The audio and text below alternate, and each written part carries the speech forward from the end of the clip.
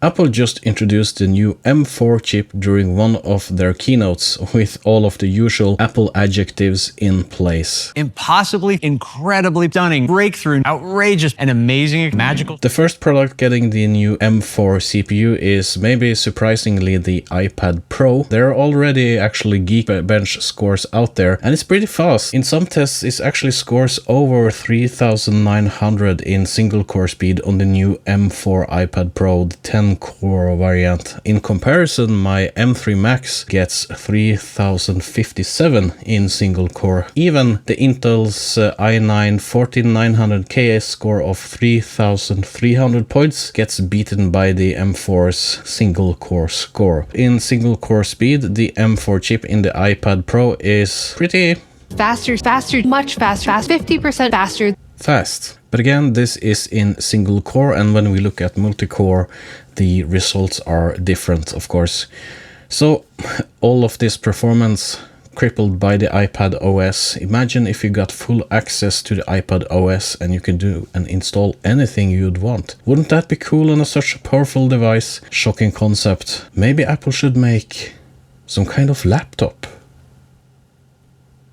But why is Apple coming with the M4 CPU now? Didn't we just get the M3 CPUs? People claiming to know say that the M3 CPU might have been rushed out, and while it's made with the 3nm technology, it's still basically based on the M1, M2 with some improvements. The real new CPUs to succeed the M1, M2 seems to be the M4, still on a 3nm production process, but a newer node. So suckers like myself bought the M3 Max MacBook Pro thinking it was, or I didn't think it was a huge upgrade. I knew the results, but you know, getting blinded and fooled by the Apple PR once again. Good morning. Thank you, Tim. Good morning to you too. Anyway, I think this shows us that the Mac Studio and Mac Mini will most certainly get the new M4 CPU instead, skipping the entire M3 lineup. And one interesting thing about this is that the Ultra variant of these CPUs is basically two CPUs stitched together.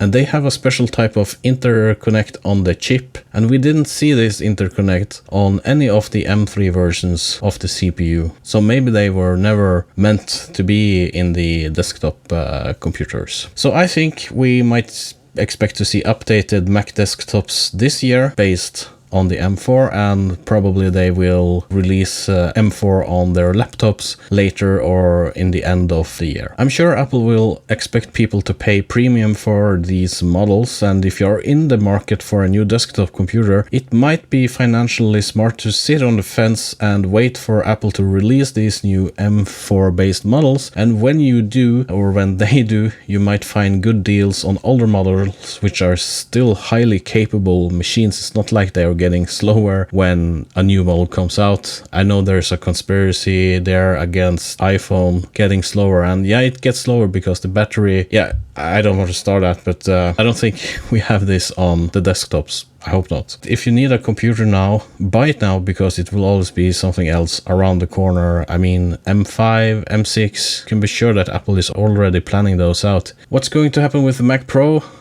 I'm a little interested in that. No one knows except Apple, of course. Perhaps Apple will retire it, or maybe they will throw a 4 or 8 CPUs into it to create a monster production machine.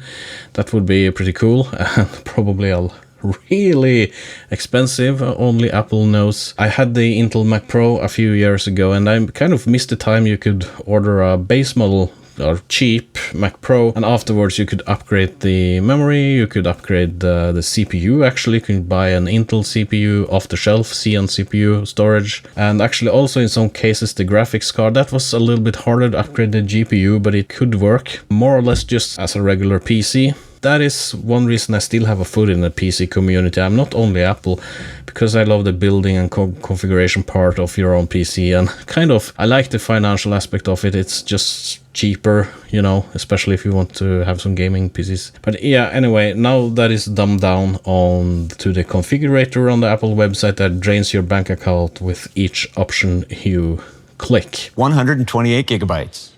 That's a remarkable value.